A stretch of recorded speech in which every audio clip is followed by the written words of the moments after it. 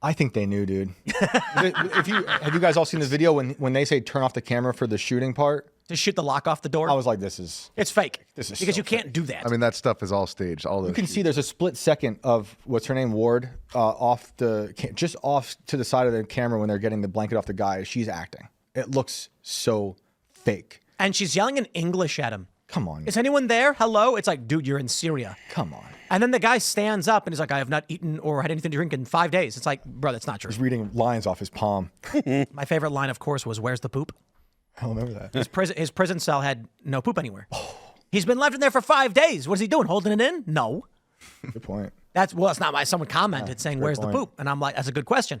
So everybody was saying it's clearly fake. There were a few funny posts where like, what are the chances this guy's like Al-Qaeda and he's trying to escape, so he's masquerading, he's pretending to be a civilian, and CNN just helped him escape? Well, as it turns out. Well, I lived in the Middle East, and over there, everything is so tribal that you can hear a person's last name and know exactly what tribe they're from. You can see what they look like. There's an entire tribe of like red-bearded, ginger Syrians, and so it's like, if they had just maybe talked to somebody who's on the ground over there, an actual Arab, then maybe they would have learned the truth. But I guess vetting isn't a thing that CNN does. It immediately made me think of Brian Williams saying his helicopter was shot down. Remember that story? Mm-hmm. Yeah. Mm-hmm. Unreal. Someone super chatted saying that the guy may already be dead. Oh, the guy that was freed? Yeah, I don't know if that's true or not. It's just a super chat, but his blood's on CNN's hands. You know, he was here's what I think. Someone if he is. I think CNN are really, really, they're dumb people. But I just got to say, like, how does there's no QA at CNN? I mean, come on, Richie, you've made videos before. Well, I had to fight to correct the record. CNN after Kenosha said McGinnis supported the conservative claim that Rittenhouse acted in self-defense. After my appearance on Tucker Carlson, I was like, I literally stated objective observations of why Kyle said he was there, and you're claiming that I'm a witness in the impending trial, and you can have me on to correct the record or prepare for court, and they did have me on to correct the record, but I wouldn't even have been able to go on CNN if they hadn't have screwed up so badly. Imagine what happened. CNN films this scenario that is so obviously fake. A child would be like, huh? They take the edit, hand it off to a producer or an editor, who then watches and goes, whoa. Pulitzer. Yeah, here we go. Pulitzer. Yeah. And the boss and everybody, they were like, wow. And even Jake Tapper was like, look at that. Wow. And I'm like, bro, you expect me to believe that all of you are that stupid? There are no good guys over there, right? So the guy that's in charge now is a former member of Al-Qaeda, likely killed Americans.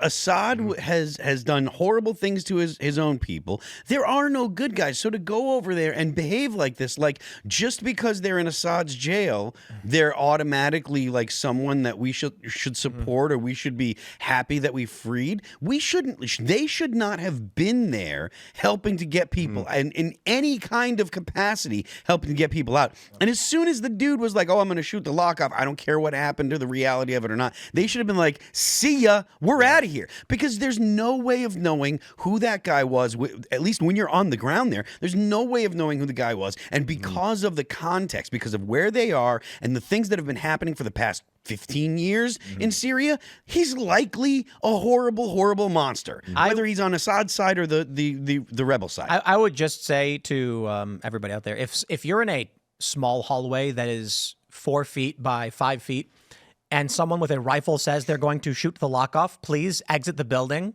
And if it's happening in America, like you might want to call for help or beg them not to do that. That's what they do in movies. That's not a real thing. We all saw the story of the journalist getting shot because those Democrats were firing rifles at steel plates from 15 feet away, and the bullet fragmented, fired back, and hit the guy in the arm, and he started bleeding. What do you think's going to happen if you're in a tight hallway and you fire this rifle at a lock on a steel door? Look, man, I have a picture on my, I think it's on my Instagram page, but I definitely put it up on X. I had a nice big gash on the bridge of my nose because I was shooting my rifle on my property, and I was shooting at steel, and I was a little too close. I had my safety glasses on, but I took a piece of spall and it cut me right on the bridge of my nose, and it was bleeding like mad. You don't shoot metal when you're like standing right there. You just don't do it. I don't think they shot anything though. I mean, like I get it, but I don't think that, because we don't hear it, right? It just fades to black, and then all of a sudden they're opening the door. I don't think. I mean, you're totally right, but this whole thing is staged, and that says a lot about how they feel about the audience. You think that CNN from the get-go was in on orchestrating and playing it out? I do.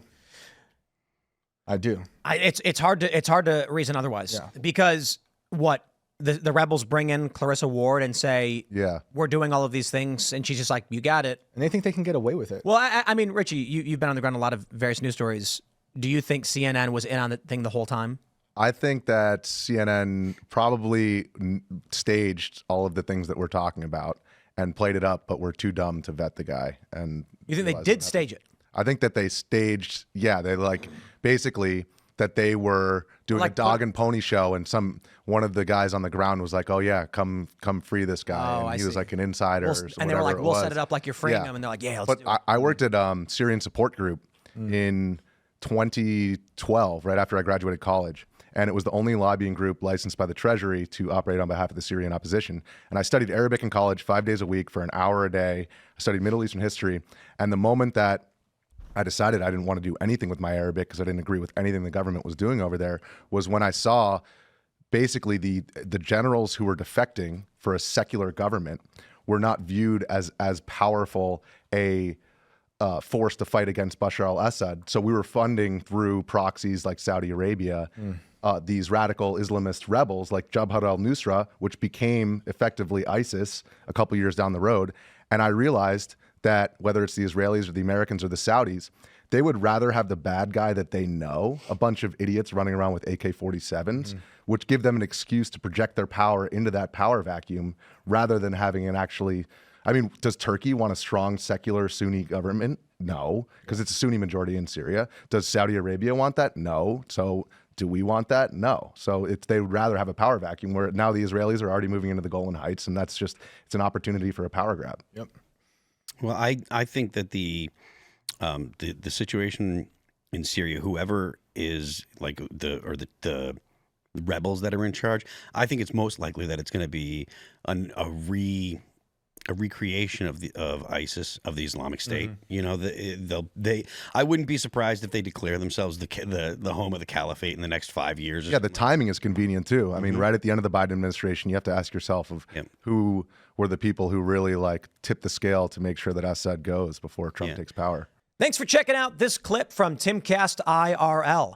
Make sure to watch the show live Monday through Friday at 8 p.m. Subscribe to this channel, and we will see you all there.